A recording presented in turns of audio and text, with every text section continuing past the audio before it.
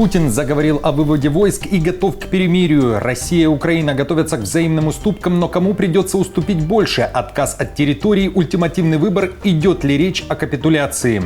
Заморозка войны по линии фронта, закрытые переговоры Украины и России с десятками мировых лидеров. Как к событиям относятся жители города-героя Харькова? Покажем мнение людей.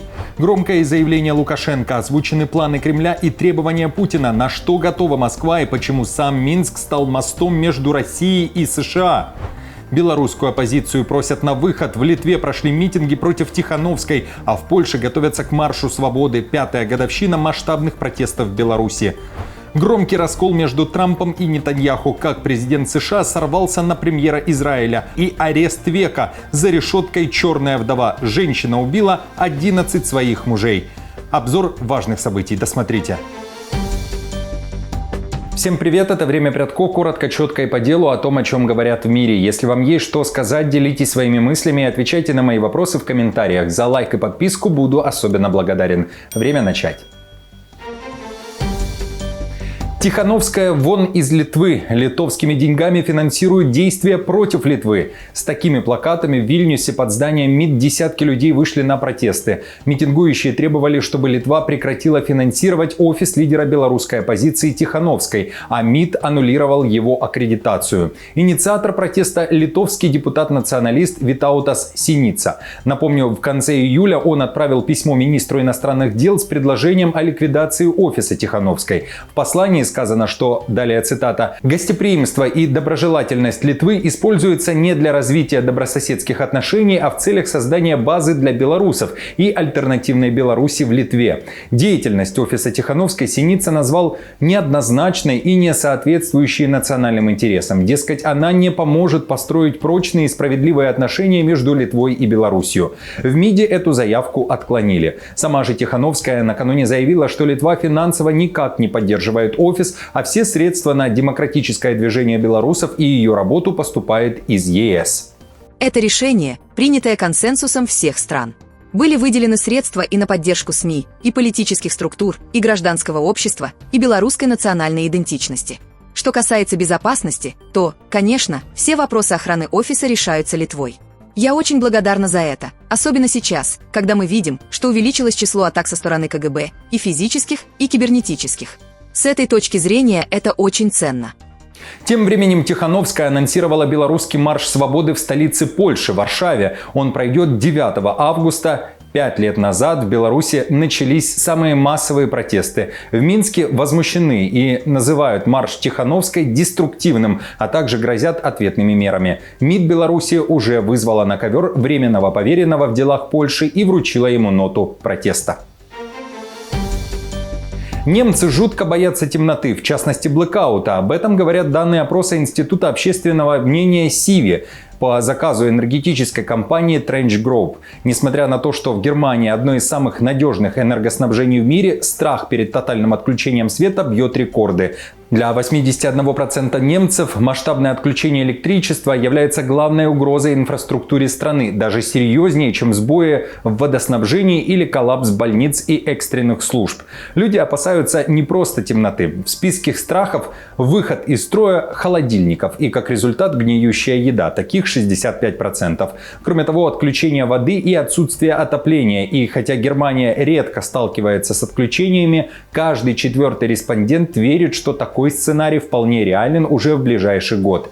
Причина паники – реальные инциденты в Европе. Граждане Германии вспоминают весенние блэкауты в аэропорту Лондона и на Пиренейском полуострове. Заморозка войны по линии фронта и согласие президента пойти на уступки. Встреча Путина и Трампа, на которой будет решаться дальнейшая ситуация в Украине, состоится в середине августа. Западная пресса массово пишет о конце следующей недели. Место встречи не определено. Американские телеканалы сообщают о том, что рассматривалась Венгрия, Швейцария, Италия, Ватикан. Сам же Путин говорил про Объединенные Арабские Эмираты. Российские издания со ссылкой на свои источники сообщали, что европейские города, как место для диалога не особо рассматриваются, так как предвзято относятся к одной из сторон. Путин при этом может использовать двусторонние переговоры с Трампом, чтобы убедить его пойти на уступки за спиной Зеленского для быстрого достижения мира. Как итог, пойти на уступки придется и Зеленскому, пишет The Telegraph. Речь о территориях Украины, которые должны будут достаться России. Авторы материала напоминают, что Зеленский уже признал проблемы с выходом на прежние рубежи, а украинцы, по данным опросов, теряют надежду на победу. Однако Зеленский признал, что освобождение оккупированных территорий вооруженным путем больше не представляется возможным, и необходимо искать дипломатические пути.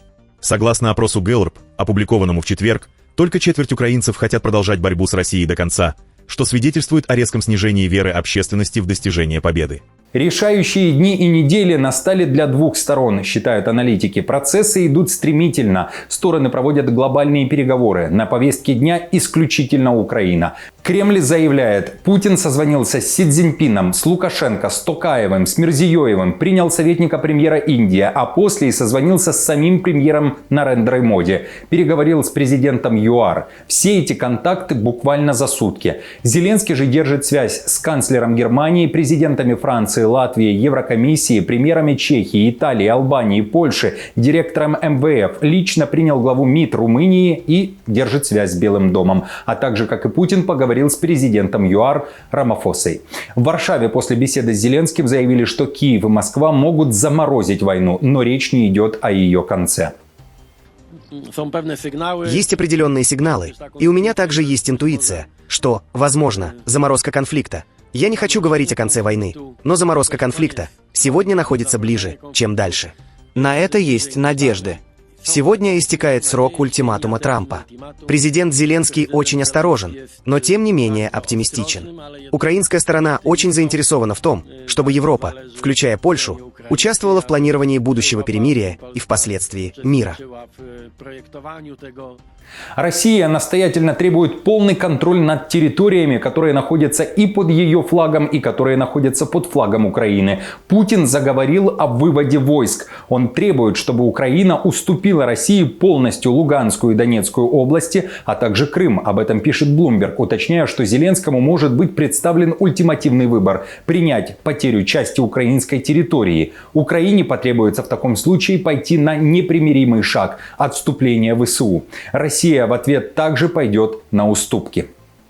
Это потребовало бы от президента Украины Владимира Зеленского отдать приказ о выводе войск из частей Луганской и Донецкой областей, которые до сих пор контролируются Киевом, тем самым фактически передав Путину победу, которую его армия не смогла добиться силой с начала полномасштабного вторжения в феврале 2022 года. Такой исход стал бы крупной победой для Путина, который давно добивается прямых переговоров с США об условиях прекращения войны, исключая Украину и ее европейских союзников из этого процесса.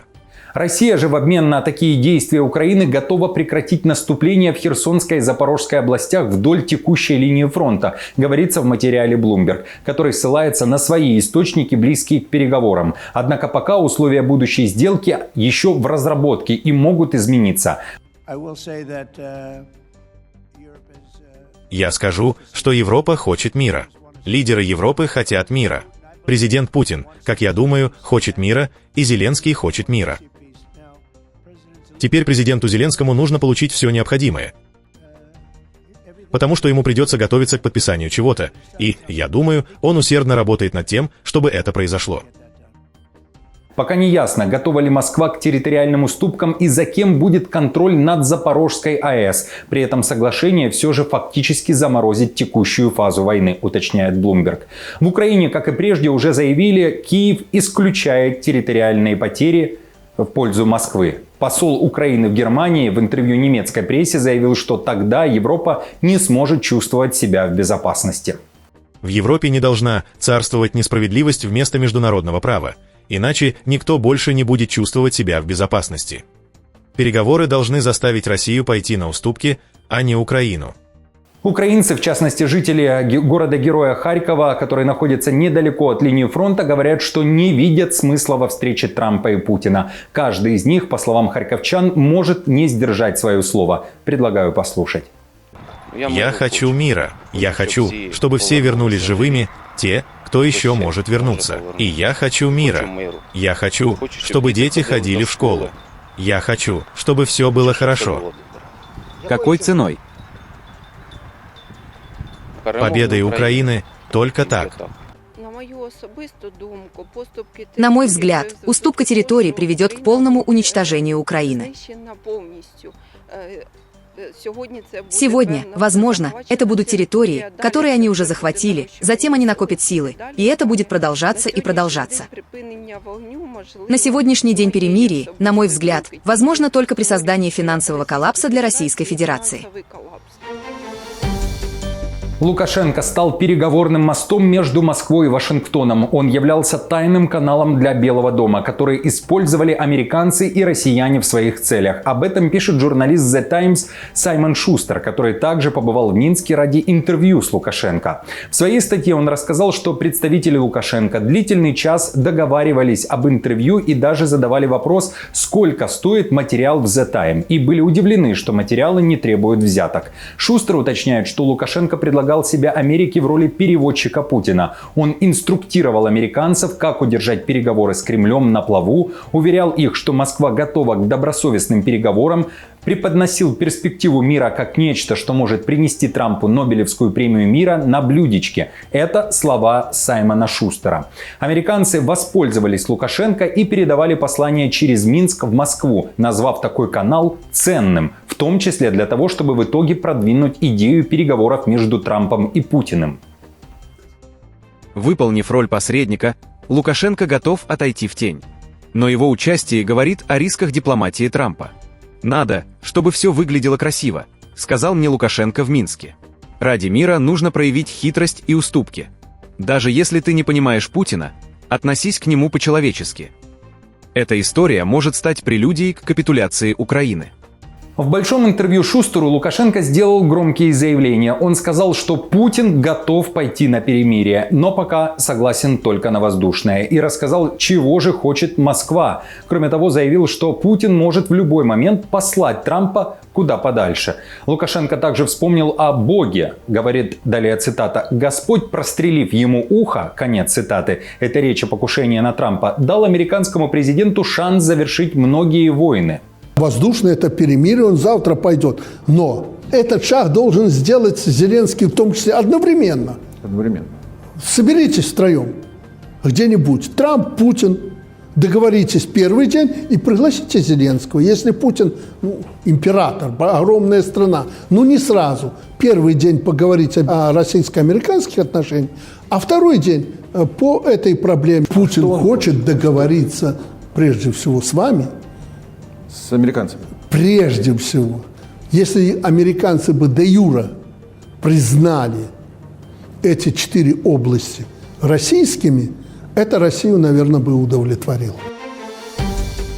США могут завернуть назад оружие, предназначенное Киеву. Об этом сообщает CNN, ссылаясь на секретную служебную записку Пентагона. В документе сказано, что Минобороны США может перенаправить часть вооружений и техники, изготовленных для Украины, обратно в американские арсеналы. Журналисты отмечают, что в Пентагоне все еще остаются опасения относительно дефицита ракет-перехватчиков, систем ПВО и артиллерийских боеприпасов в американских арсеналах. Служебная записка добавляет еще больше неопределенности к и без того неясной ситуации с поставками американского оружия Украине накануне возможной встречи Трампа с Путиным. Напомню, в прошлом месяце американский министр обороны Хексет приостановил крупную партию поставок оружия в Украину. Он действовал на основании той самой служебной записки, составленной замминистра обороны по политике Элбриджем Колби, известным скептиком в вопросе вооружения Украины. Ярость Трампа почувствовали в Израиле. Американский президент накинулся на Нетаньяху. Перепалка между президентом США и премьером Израиля произошла во время телефонной беседы, сообщает NBC News. Трамп не сдержался, когда Биби стал снова уверять, что в Газе голода нет, и уверял, что вся информация о гуманитарном кризисе в регионе – это происки и выдумки Хамас. Тогда Трамп и сорвался и заявил, что его помощники показали ему доказательства того, что дети в секторе Газа голодают. Один из бывших высших чиновников США в комментарии NBC характеризовал звонок как прямой, в основном односторонний разговор о статусе гуманитарной помощи, в ходе которого большую часть времени говорил Трамп. В Белом доме отказались комментировать этот телефонный скандал, а в канцелярии Нетаньяху сообщения о ссоре назвали фейковыми. На фоне обострения отношений между странами Израиль готовит масштабную военную операцию, чтобы полностью захватить Газу. Коммерческие спутниковые снимки свидетельствуют о наращивании израильскими военными сил и техники у границы с сектором Газа, что может указывать на подготовку к новой наземной операции в палестинском анклаве. Об этом сообщили 3 действующих и 1 бывший чиновник США, ознакомленные с разведданными. И, наконец, о черной вдове из Ирана. Женщина призналась в убийстве 11 мужей. Все ради денег. По данным следствия, первый раз свой коварный план она осуществила еще в 2001 году. Тогда иранка отравила мужа техническим спиртом, а потом задушила подушкой. Всего у Акбари, так зовут подозреваемую, было больше 20 партнеров. Они были состоятельные, но уже пожилые и больные. Многие из мужчин мертвы, говорят следователи, и подозревают женщину в большем числе убийств. После смерти каждого мужа женщина получала их наследство. Преступления Акбари могли остаться безнаказанными. Ее задержали только в 2023 году по чистой случайности. Один из мужей женщины незадолго до кончины пожаловался родным, что жена ведет себя странно. Позже его брат обратился в полицию с требованием провести экспертизу и расследование. Друзья, всем хорошего здоровья и дня. Спасибо вам большое за просмотр. Не забудьте подписаться на канал и поставить лайк этому видео. А я напомню, новости за неделю собраны в плейлист. Переходите и смотрите. До встречи.